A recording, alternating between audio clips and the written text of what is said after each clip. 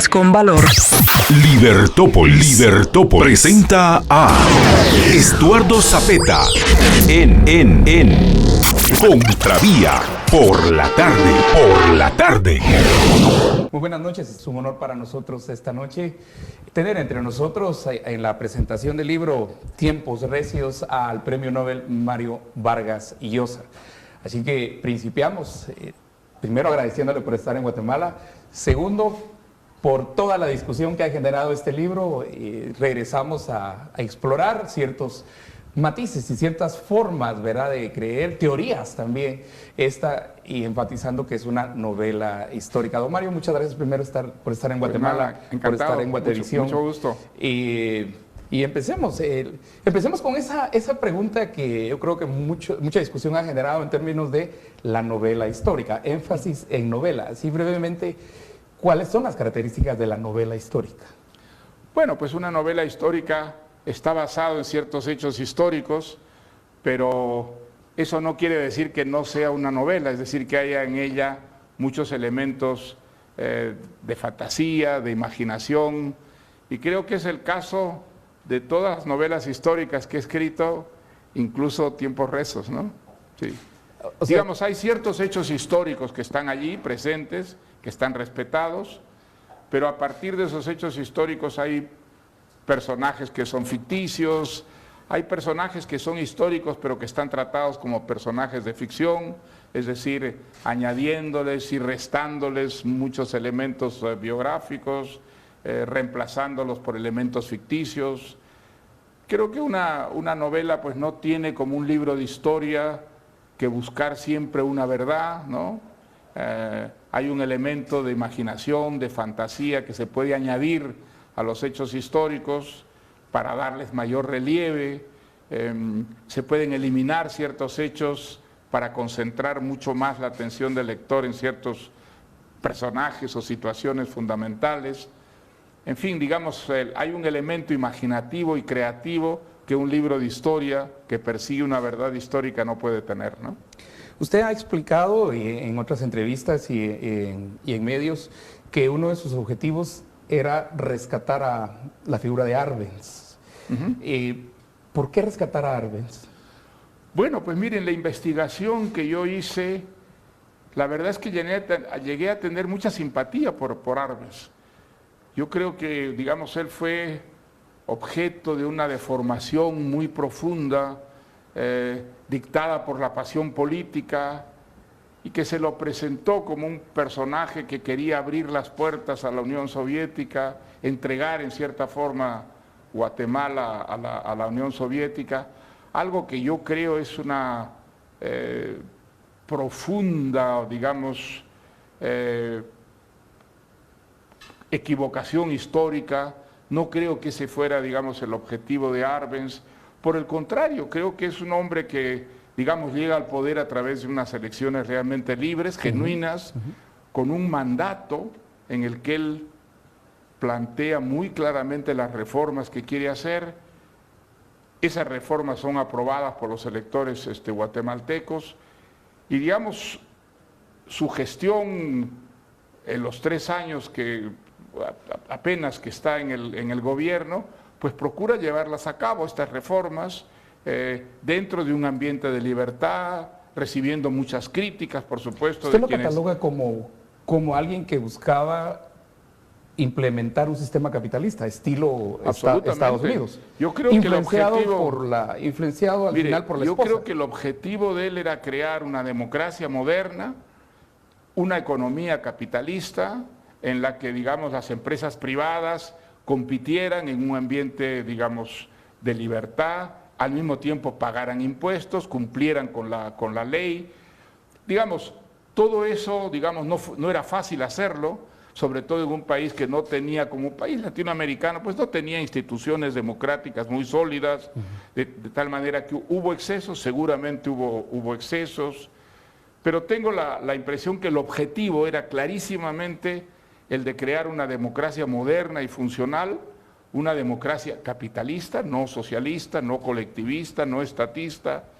Y la prueba es que él no, digamos, él no nacionaliza empresas privadas, La reforma agraria es una reforma que, digamos, las tierras ociosas las nacionaliza, pagando a los propietarios de esas tierras, las reparte entre los campesinos y las reparte de una manera que quería clarísimamente crear unos pequeños empresarios agrarios que compitieran en un ambiente de libertad.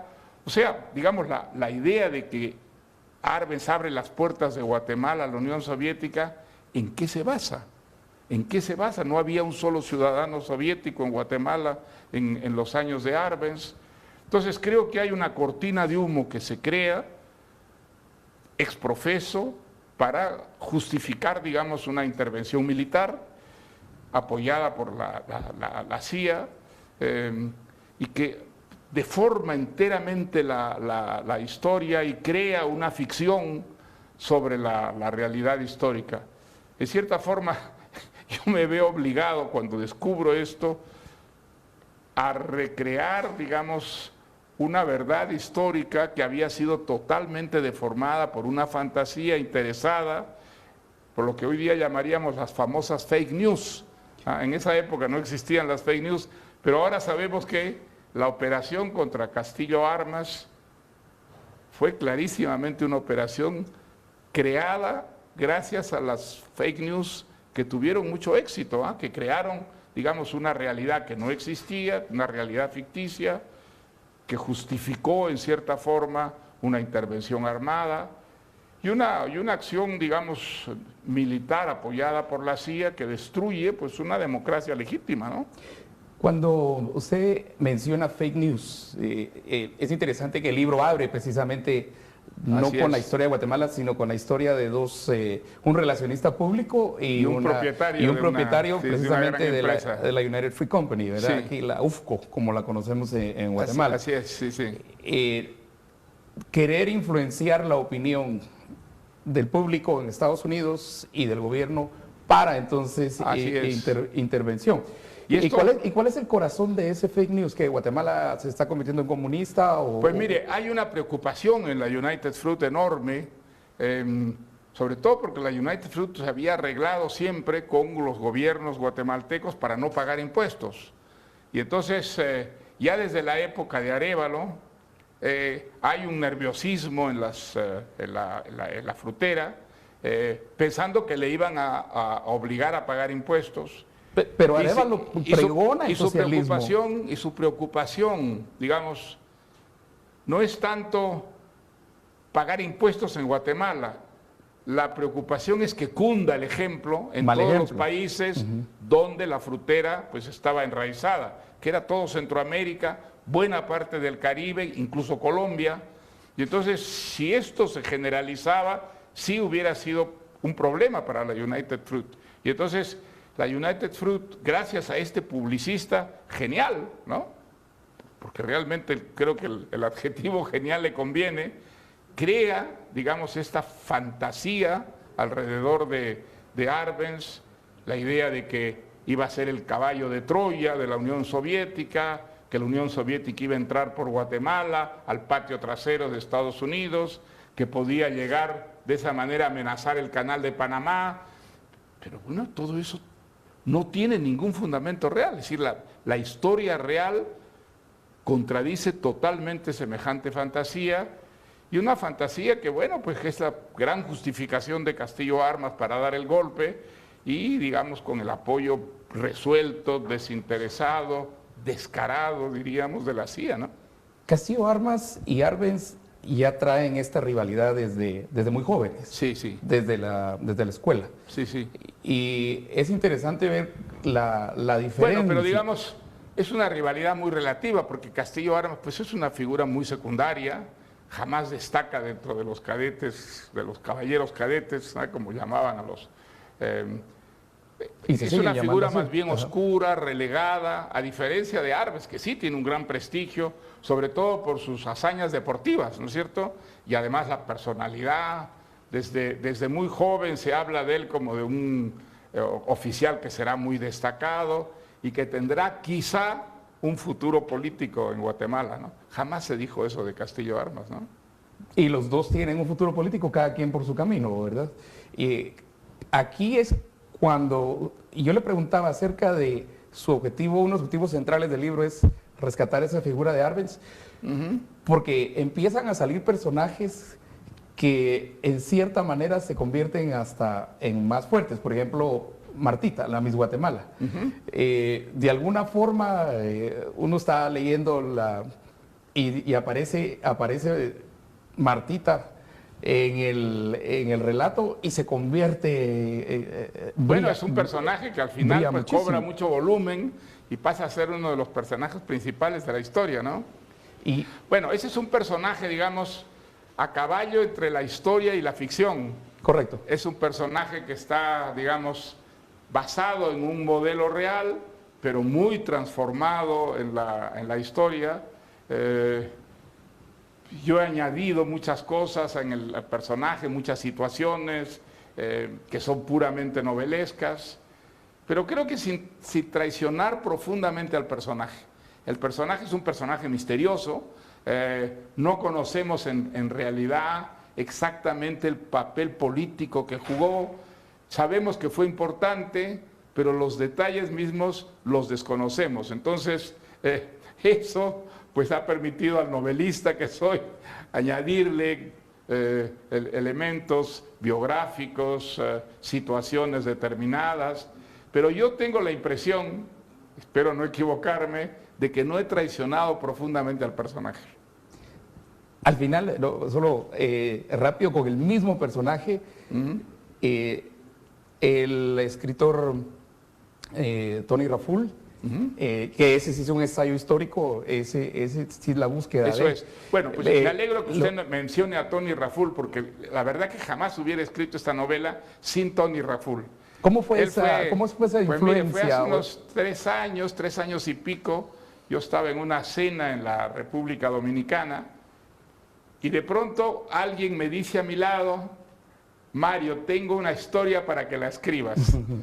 Y entonces veo que es Tony Raful, a quien yo conocía, historiador, poeta, en fin, periodista. Y entonces pues me cuenta la implicación del generalísimo Trujillo, el dictador dominicano, tanto en la caída de Arbenz como en el asesinato de Castillo Armas. Bueno.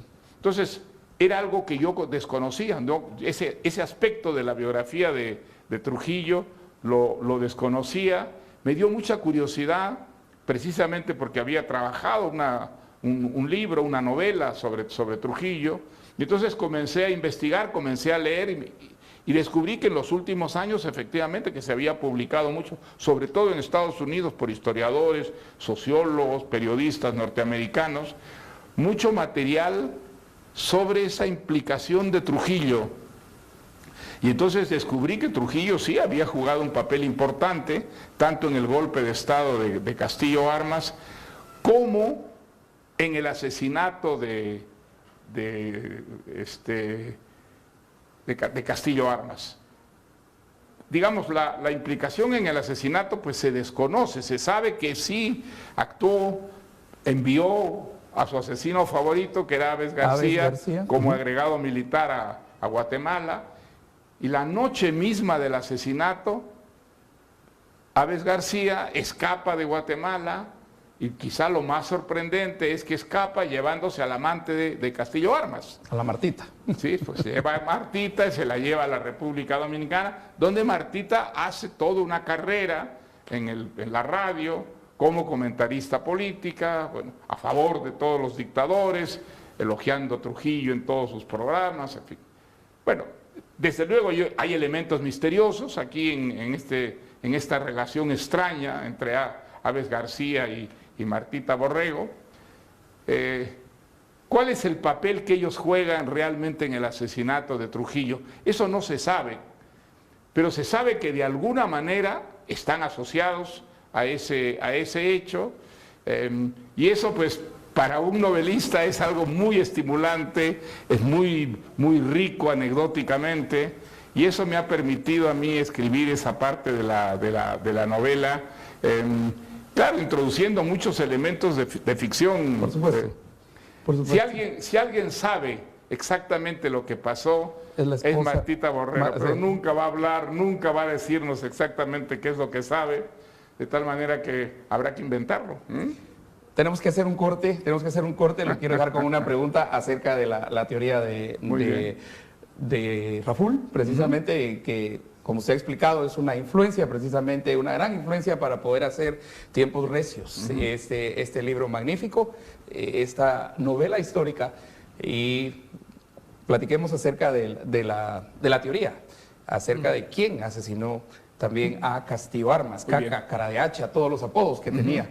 Que tenía y que están presentados en la novela. Quiero vivir. En una sociedad de personas Responsables y libres que busquen su propia felicidad. Su felicidad. Libertópolis. Estamos en la discusión, presentación de Tiempos Recios con el Premio Nobel Mario Vargas Llosa. Y estábamos antes del corte discutiendo la teoría del asesinato de... Hay muchas teorías, don Mario, para principiar. Ya lo sé, sí. Aquí han abundado teorías, pero casi todas las teorías, eso sí, tienen en general que destruyen la simpleza del soldadito, como le llamamos aquí la teoría del soldadito. Lo único que no podemos creer es la teoría del soldadito, ¿no? De ahí, el soldadito que mató a Castillo Armas. Eso sabemos que es falso. Sí, ya hay hasta análisis forenses, análisis de contextos históricos, de balística, ha habido mucho. Raful escribe que realmente el asesinato de Castillo Armas, y quiero resumir tal vez, y no le estoy haciendo un favor a Raful, en resumirlo tan corto, pero decir Castillo Armas, ofendido por tres deseos que tiene, tres peticiones que le tiene a Castillo Armas, y por eso las apoya para venir de Honduras a la invasión a Guatemala de los, ¿cómo se llaman? Los pulguientos, los liberacionistas estos. Los pulguientos era el apodo, ¿verdad? Sí, esa era el apodo. Que él ordena el asesinato de Castillo Armas, Trujillo, el generalísimo, y que esto implica que envía a su matón preferido, bueno, quien ya ha utilizado es México. el jefe de seguridad. Es el jefe de seguridad. Nada menos del generalísimo Trujillo. ¿Se escribe usted a esa teoría? Sí. Bueno, digamos, es una teoría que tiene un cierto peso, porque está, digamos, basada en un hecho real, que Trujillo envió como agregado militar a Guatemala a el asesino favorito, es decir, el jefe de seguridad, un personaje que realmente es el segundo personaje prácticamente en el poder en la República Dominicana, porque toda la seguridad depende de él. Es una persona, digamos, que tiene una gran importancia política, y que lo mande y que esté Aves García varios meses en la República de Guatemala, que escape la noche del asesinato con la amante del coronel Castillo Armas, pues es muy raro, es muy sospechoso, ¿no es verdad? Ahora, digamos, a nadie le consta que ellos estaban vinculados al asesinato. Digamos, sobre eso mismo no hay pruebas, pero la presencia de ellos aquí, la fuga de ellos la noche del asesinato, pues de todas maneras se presta a muchas suspicacias, ¿no? Es verdad que no hay huellas, pero digamos, no hay huellas de ninguna de las diversas, digamos, teorías sobre el asesinato. Sabemos que había muchas conspiraciones, digamos, algunas más profundas, otras más superficiales, pero había muchas conspiraciones en ese momento contra Castillo Armas. ¿Cuál de ellas prevaleció? Pues eso no lo sabremos nunca probablemente, ¿no? Lo único que sabemos es que el soldadito, que los militares dijeron que había sido el asesino, no fue el asesino. Y todas las teorías eso está clarísimamente demostrado que no, eso está descartado. Ahora, digamos, ¿pudo ser posible que Aves García consiguiera organizar una conspiración y que de esta conspiración, digamos, hubiera participado la amante de Castillo Armas. Eso no es imposible. Y no es imposible no solo porque escapan esa noche, sino porque, recuerde usted, los militares persiguen a Martita Borrero. La persiguen inmediatamente, hay una orden de detención contra ella. Digamos, si ella se hubiera quedado en Guatemala, probablemente hubiera ido a la cárcel o hubiera sido asesinada también, ¿no? Entonces, digamos, la ficción novelesca puede reemplazar un vacío histórico que yo creo nunca se va a resolver, porque muy difícilmente los asesinos van a confesar realmente que fueron los asesinos. Entonces, yo creo que los hechos probablemente nunca los descubriremos y habrá que reemplazarlos por una ficción. ¿Habló usted con Martita? Cito aquí. Bueno, eso no se lo voy a decir. Eso no se lo voy a decir porque también un novelista tiene derecho, digamos, a guardar ciertos secretos. Okay. Pero digamos, dentro de la redacción de la historia, yo creo que la presencia de Martita pues juega un papel muy importante, ¿no? Correcto, por eso le decía, objetivo es rescatar la imagen, o por lo menos presentar la imagen de Arbenz de una manera más allá de fake news, ¿verdad? Exactamente. Pero es Martita quien después empieza a tomar una preeminencia junto con Aves, ¿verdad? Porque sin ninguna duda. Ellos son dos personajes muy centrales en la novela, en cierta forma los protagonistas de la historia, y por eso la historia comienza y termina con ellos, ¿no?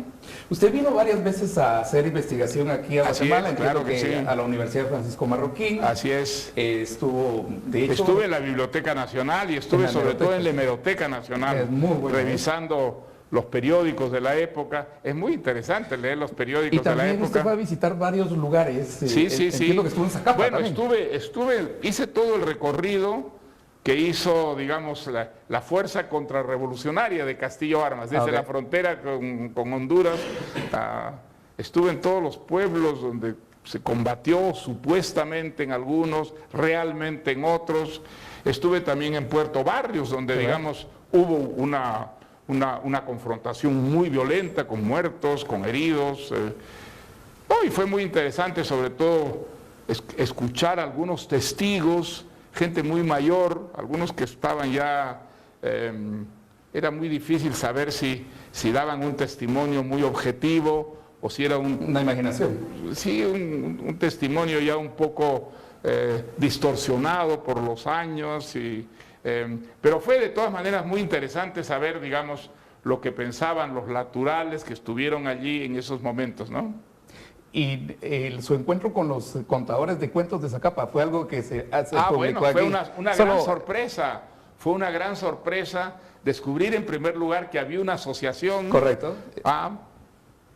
Para los contadores de cuentos de una región en la que es una tradición que se ha mantenido viva hasta nuestros días, y saber que había allí reuniones periódicas de contadores de cuentos, algunos, digamos, profesionales y otros espontáneos.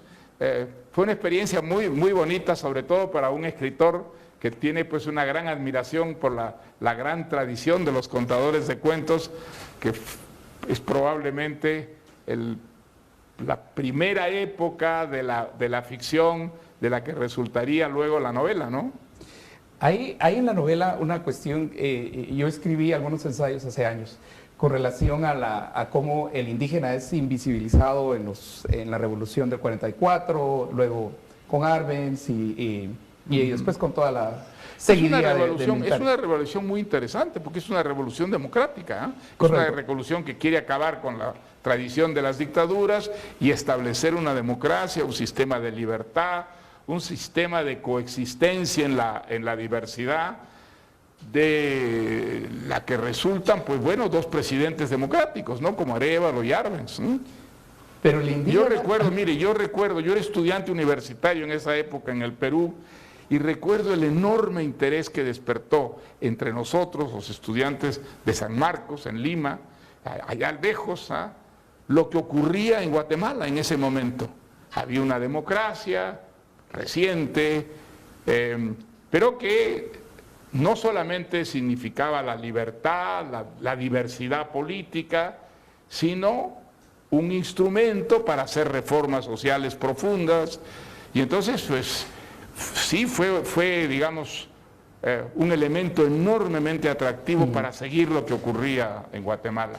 Ahora, cuando este experimento se corta, y se corta a través de un golpe de Estado, apoyado abiertamente por Estados Unidos, claro, hay en toda América Latina una enorme, digamos, decepción, desencanto con la democracia. Muchísimos jóvenes llegaron a creer que la democracia no era el instrumento, no era el camino para sacar a nuestros países del subdesarrollo, que lo que había que elegir era la revolución, seguir el modelo cubano, y que no era la democracia sino el socialismo el que iba a sacarnos del subdesarrollo. Fíjese, eso inaugura 50 años de horror en América Latina, de violencias espantosas, de guerras civiles, da a las dictaduras militares una fuerza extraordinaria para cometer las tropelías, los atropellos, las masacres que sabemos.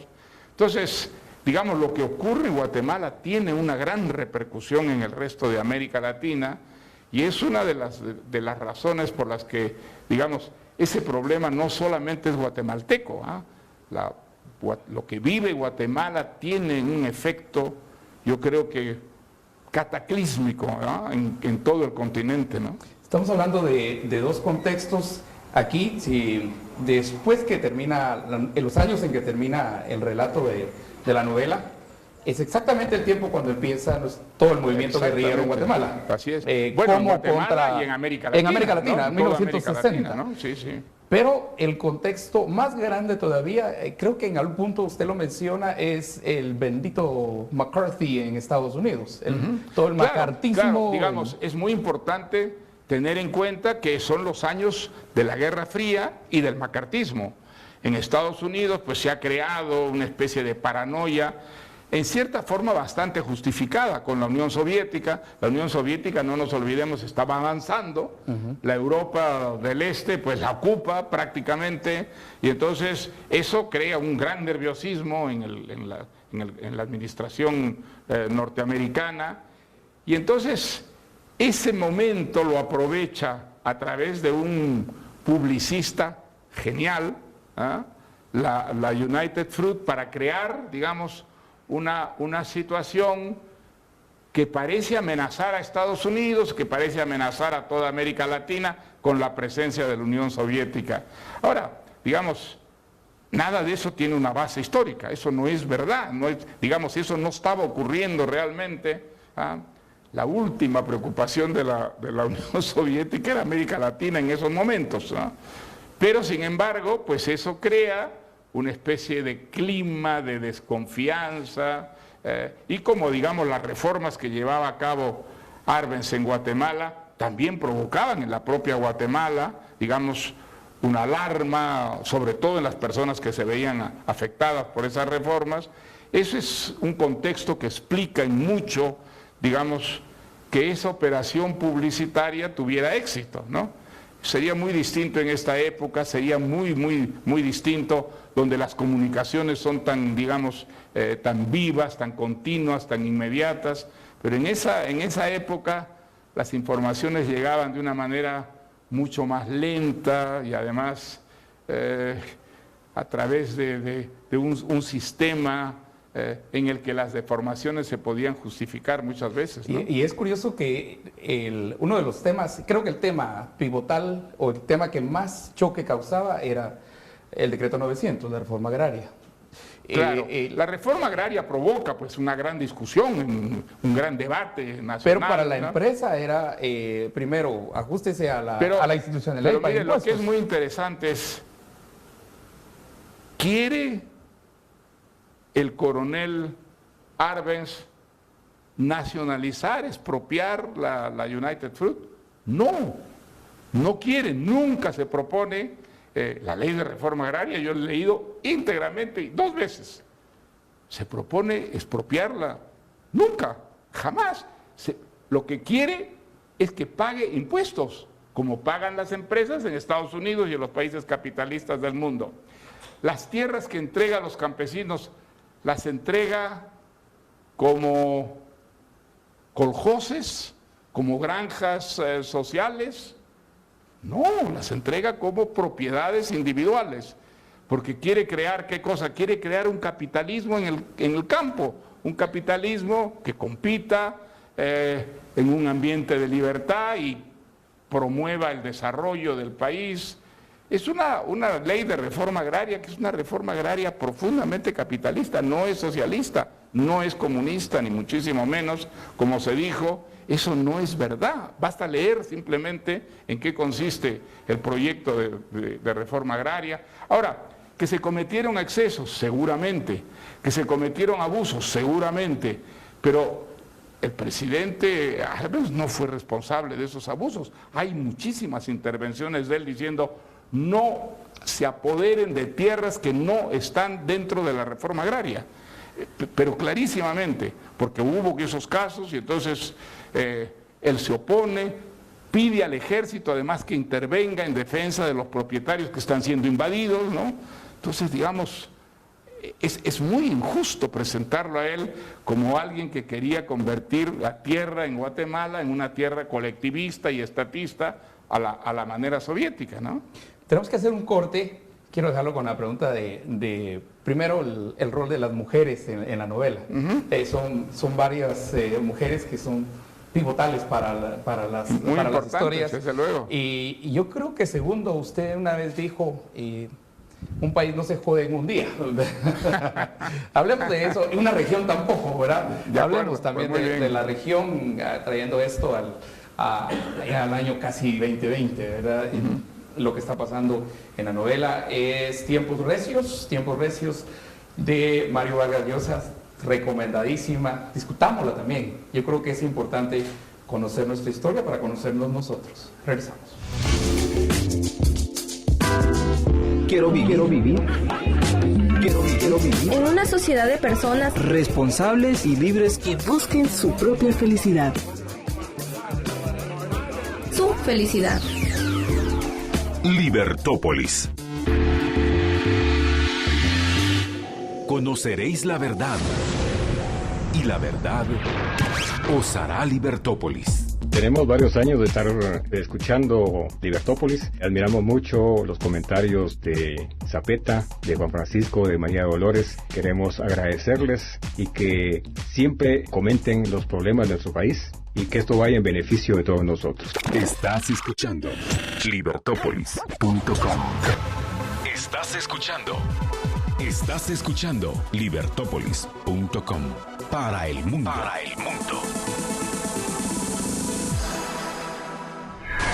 Libertap es la aplicación de Libertópolis. Ingresa a tu tienda de aplicaciones preferida en tu tablet o smartphone. Escribe en el buscador la palabra Libertad. Espera unos segundos y se te Desplegará la aplicación. Ahora descárgala. Una vez la tengas, ejecútala. Y tu dispositivo te dirá cuando esté lista. Ahora ya puedes disfrutar de las ideas de la libertad. Libertap es la aplicación. Seguimos en este diálogo con el premio Nobel Mario Vargas Llosa. Tiempos Recios, la novela más reciente publicada, viene a Guatemala a presentarla. Y antes del corte le hacía la pregunta con relación a las mujeres, que me pareció que van siendo pivotales. Hemos mencionado Martita, pero está doña Odilia, por supuesto, está María Vilanova, está aún la hija de Duvalier es también muy importante para... Claro, es un personaje un poco lateral, pero que juega un papel muy importante en Haití, sin ninguna duda, ¿no? Y sigue este juego de las mujeres, y las mujeres con mucho poder. Claro, que pueden decidir y pueden... Que llegan a tener muchísimo poder. María Vilanova es un personaje que, por lo menos, no solo en la novela, sino en Guatemala, siempre ha sido muy interesante. Ah, sí, por supuesto, claro que sí. Mire, son mujeres que, digamos, les costaba muchísimo trabajo tener ese protagonismo que llegaron a tener, ¿no? ¿Por qué? Porque había, digamos, muchas limitaciones para la participación de la mujer. Pero, sin embargo, a pesar de todas esas dificultades, muchas mujeres como ellas, pues llegaron a tener no solamente poder, sino a influir en los acontecimientos, y muchas veces tuvieron un rol protagónico, ¿no? en los hechos históricos. Usted describe la ciudad de Guatemala en cierto momento como dividida entre los partidarios de Martita y los partidarios de doña, bueno, de digamos, doña Odilia. yo creo que es una realidad, digamos, sobre todo en el ejército, ¿no? Los compañeros Correcto. los Las compañeros esposas, de Castillo Armas, hay una división entre ellos, los partidarios de la mujer y los partidarios del amante. Correcto. ¿Quién iba a prevalecer? No se sabía en ese momento, se sabía que Castillo Armas estaba muy enamorado del amante, se sabía que había una cierta distancia con la esposa, y eso pues juega un papel importante en la situación política que vive el país en ese momento, ¿no? Tanto que se ha llegado a decir que probablemente una de las conspiraciones la encabezaba la propia esposa de Castillo Armas. No hay mucha base, digamos, pero digamos, está allí, es una presencia, ¿verdad?, de todas maneras, que se debe tener en cuenta sobre algo tan profundamente misterioso como cuál de las conspiraciones prevaleció y acabó con la vida de ella. Ella está presente en el magnicidio, ¿verdad? Sí, sí, claro. Ella es la que acompaña. Ella estaba con él, además queda manchada con la sangre Por supuesto. de él, sufre un desmayo tremendo, ¿no? María Vilanova es una mujer salvadoreña, de una familia muy acomodada de El Salvador. Y además con una influencia muy grande sobre Castillo Armas. Sobre Arbenz. Muy grande, porque es no solamente la esposa, sino es una consejera.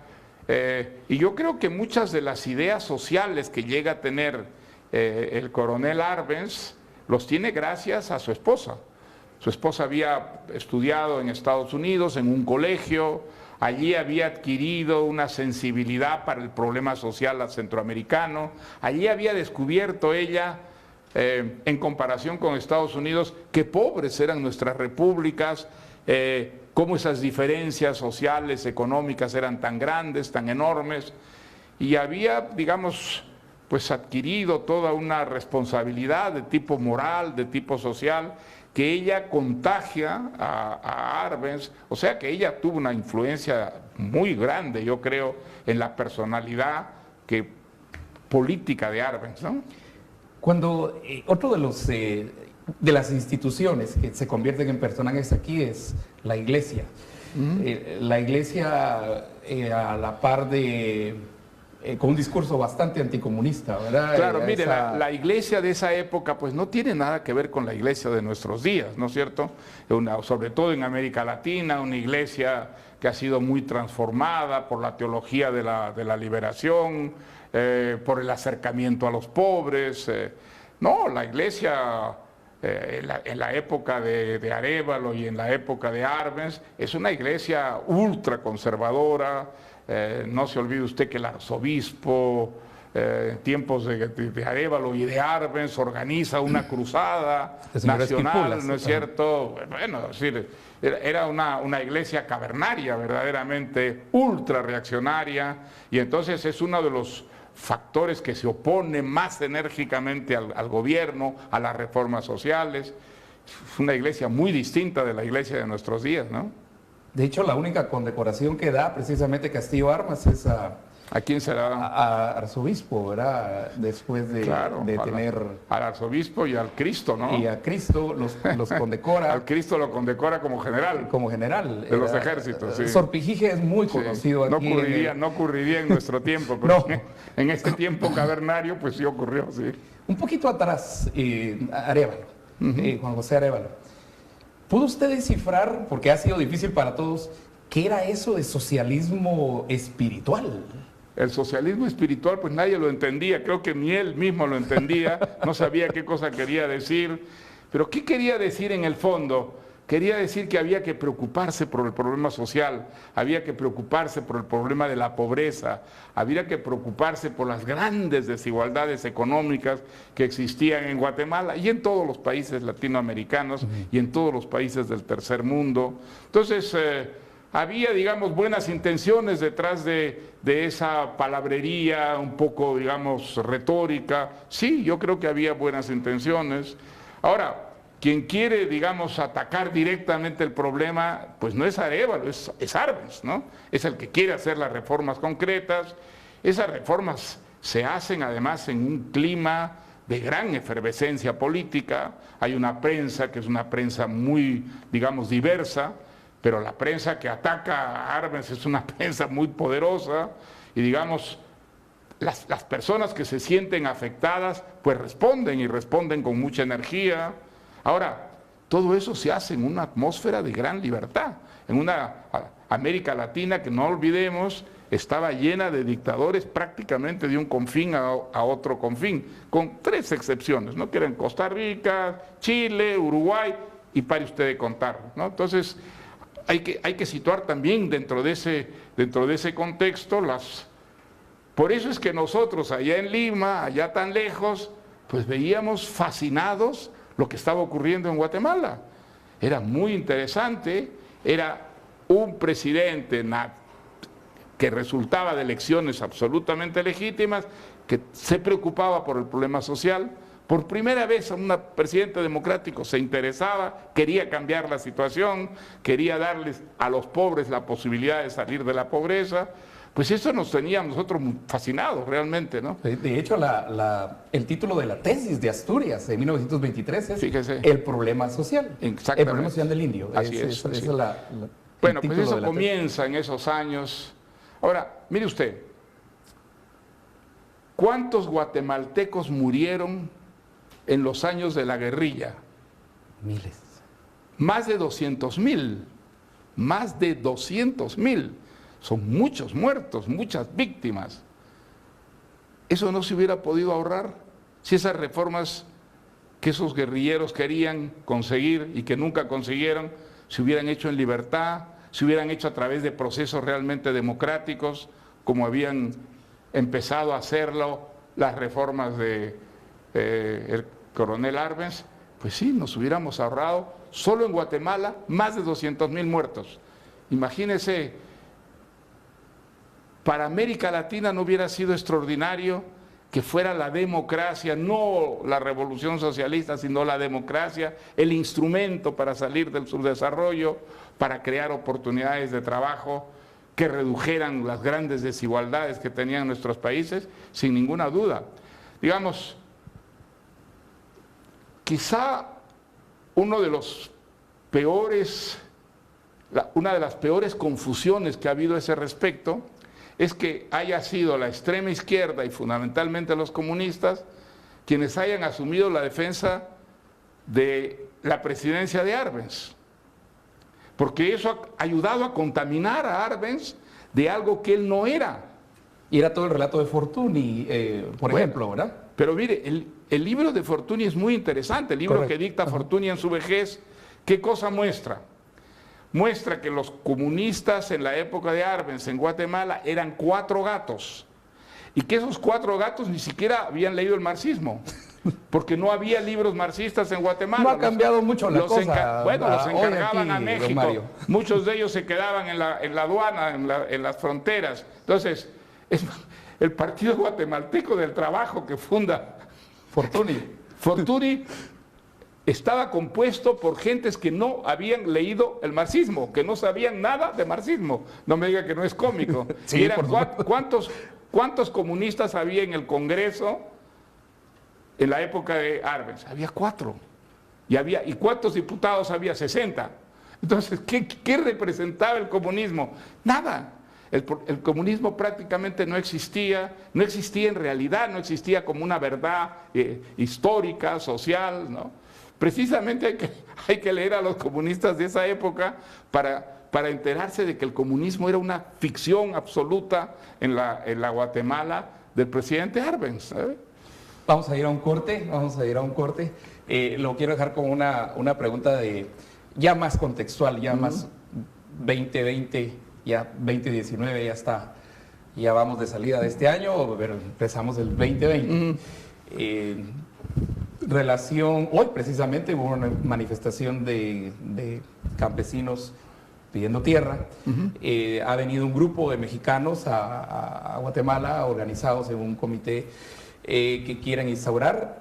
En México fracasó el sistema de ejidos, también es una realidad, fue una redistribución que se hizo de tierras en Chiapas, en el sur de México. Yo quiero hacerle una contrapregunta a usted. ¿En dónde ha tenido éxito la reforma agraria? ¿En qué parte? Ha tenido éxito solamente en un país, que es Taiwán. Taiwán, sí.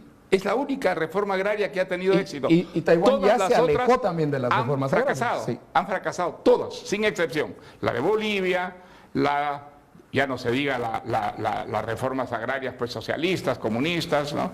Entonces, ¿dónde han tenido éxito? Mire, es muy interesante, la reforma agraria que quiere aplicar Guatemala es una reforma que quiere ser no socialista. Y precisamente porque las reformas socialistas han fracasado y seguirán fracasando luego en los años posteriores a Arbenz.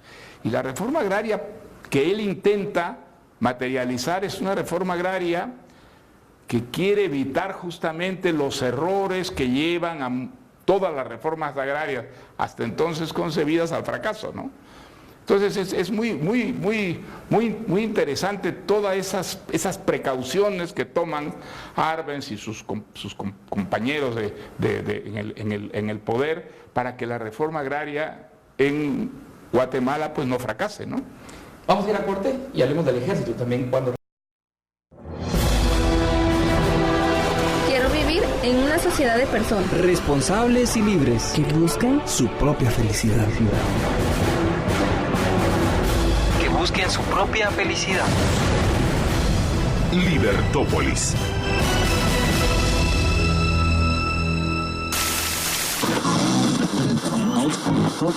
Get ready to listen to Encuéntranos en Facebook y deja tus comentarios. Facebook.com/libertopolis.com. Agréganos a tu Facebook. Ahora, Síguenos en Twitter. @Libertópolis. @Libertópolis. Y deja tus comentarios. Síguenos en Twitter. Seguimos de nuestro diálogo acerca de Tiempos Recios, la novela más reciente de Mario Vargas Llosa, premio Nobel. Viene a Guatemala a presentarla y siempre nosotros agradeciendo este tiempo para poder conocer desde su perspectiva y conocer también este periodo que para Guatemala siempre ha sido como regresar a un campo en el que nos dividimos. Pero es bueno siempre entendernos, conocer y a todos recomendarles la lectura de esta novela histórica. Yo le pedía que habláramos también del ejército. Creo que un argumento ahí entre líneas es que la institución siempre estuvo permeada por una competencia interna y a veces no competencia interna, sino a veces casi feudal el choque que había entre unos y otros. De hecho, ya oficiales ya en mando, Castillo Armas y Arana y Arbenz y todos los oficiales que son mencionados en la novela, están en una competencia por el poder. Ahora, hay un factor que es fundamental para la conducta del ejército en ese momento, que es el embajador de Estados Unidos. Perifoy. Claro, Perifoy o Perifoy, pero le decía Perifoy, o sea, era más una manera gringa de llamarlo, ¿no? Perifoy llega aquí con unas instrucciones muy precisas del secretario de Defensa en Estados Unidos, que es Foster Dulles. Hay que impedir que el gobierno comunista de Arbenz prospere. Y entonces Perifoy, que no hablaba una palabra de español, viene e inmediatamente empieza a reunirse con los militares. Invita a los militares a la embajada, se reúnen en el club militar, se reúnen en casas particulares. ¿Y qué les pide este embajador norteamericano? Les pide que den un golpe y que reemplacen al coronel Arbenz. Él no creía en ese momento en la revolución, en la contrarrevolución, en la invasión desde Honduras, de Castillo Armas. Él quería que, tal como había ocurrido en Grecia, en gran parte gracias a sus gestiones, el ejército diera un golpe de Estado y reemplazara a Castillo Armas. Y entonces él es un elemento perturbador fundamental al que en última instancia obedecen los militares guatemaltecos y dan el golpe de Estado contra Arbenz. Digamos, el embajador Perifoy pues no se ocultaba. El profesor Perifoy, digamos, con su gran pistolón debajo del sobaco, pues conspiraba abiertamente y exhortaba a los militares a dar ese golpe de Estado, amenazándolos además con los marines, ¿no es cierto? Como había barcos con marines alrededor, tanto en el Caribe como en el Pacífico, pues les decía, ustedes van a enfrentarse a los marines, al ejército más poderoso del mundo, ¿ah?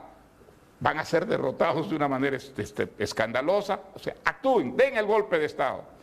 Y entonces al final, pues los militares guatemaltecos le dieron la razón y obligaron a Arbenz a renunciar, ¿no?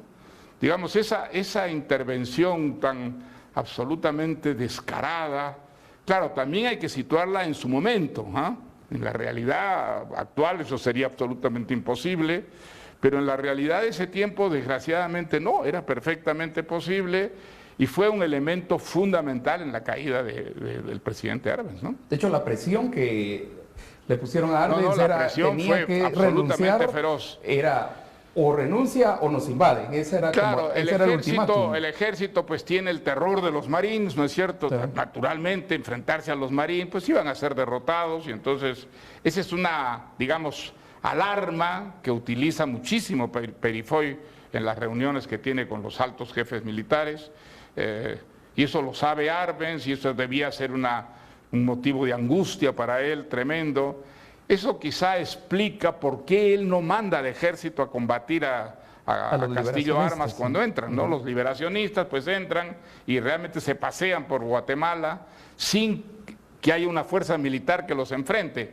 Pero digamos, la razón por la que Arbenz no moviliza al ejército es simplemente que no confía en ese ejército. Él sabe muy bien lo que está haciendo el embajador Perifoy, sabe que, digamos, las razones que les da a los militares, pues psicológicamente tienen una fuerza convincente y que puede haber un golpe de Estado en cualquier momento. Él es muy consciente de eso y cuando recibe la solicitud de los jefes militares para reunirse con él, pues sabe lo que se viene, ¿no? Fue muy exitoso en Grecia. En Grecia había logrado lo que... Él había logrado, él se había ganado el apodo del carnicero de Grecia, ¿no es verdad? Es un caso también muy interesante el personaje de Perifoy, porque era un hombre muy humilde, muy modesto, de una familia muy modesta, y él había entrado al Departamento de Estado como ascensorista, ¿ah? Él no entra como funcionario, entra como un ascensorista, pero tiene, digamos, una dedicación, una entrega, una pasión tan grande que al final pues consigue, digamos, ascensos y finalmente lo mandan a Grecia y en Grecia tiene muchísimo éxito. ¿Haciendo qué? Conspirando con los militares. ¿Ah? Allí sí había una revolución comunista en marcha, correcto, que él la ataja gracias al ejército, y entonces el ejército da un golpe de Estado, repone la monarquía, y los hermanos Dallas, uno como ministro de Relaciones Exteriores y otro como director de la CIA, pues dicen, este es nuestro hombre para mandarlo a Guatemala, y lo mandan a Guatemala, y hay que decir que no se equivocan desde su punto de vista, porque efectivamente logra el objetivo. Él consigue que los militares den un golpe de Estado. Con intereses en la frontera, con intereses en la United Claro, Free. digamos, Estados Unidos no asume que son los intereses de la frontera los que defiende, ¿no? Lo que defiende es la democracia, impide que la Unión Soviética entre a... Ahora, en el fondo, todo eso es posible porque un funcionario de la frontera, que es un titiritero genial, pues ha creado la atmósfera en la que es posible, digamos, que todas esas mentiras se conviertan en verdades, ¿no? Y este es un proceso que al final, pues, el caso dígame, inicia. Permítame que le añada esto. El caso de Perifoy es bastante trágico, porque digamos... Muere en Tailandia, ¿verdad? Claro, muere en Tailandia al año de ser embajador allá, de una manera también muy misteriosa. Él está con su hijo, manejando un coche y atravesando un puente, digamos, un camión lo embiste. Ese camión huye. Nunca se pesca al chofer de ese camión. La viuda de Perifoy protesta porque, digamos, ella quisiera que el Departamento de Estado investigue. El Departamento de Estado, que se sentía muy incómodo con Perifoy, no investiga nada, no hace absolutamente nada. por reivindicar a este personaje que ha jugado un papel tan importante para ellos. Y es muy interesante leer el librito de la viuda, porque es un librito profundamente dolido, con el Departamento de Estado, de tal manera que nunca sabremos si a Perifoy lo asesinan o si es un accidente realmente en el que él y su hijo mueren, ¿no? Hay muchos como precisamente estos casos. A veces no sabemos si al final es cierto lo que dice ahí o lo que dice o lo que relata Martita también. Sí, pues. De cambio de identidad. Yo tiendo a creer más que el testimonio de Balaguer en sus memorias, donde dice que Aves García fue asesinado por los Tontón Macut por haber estado involucrado en una conspiración en Haití contra Papadoc, es cierto.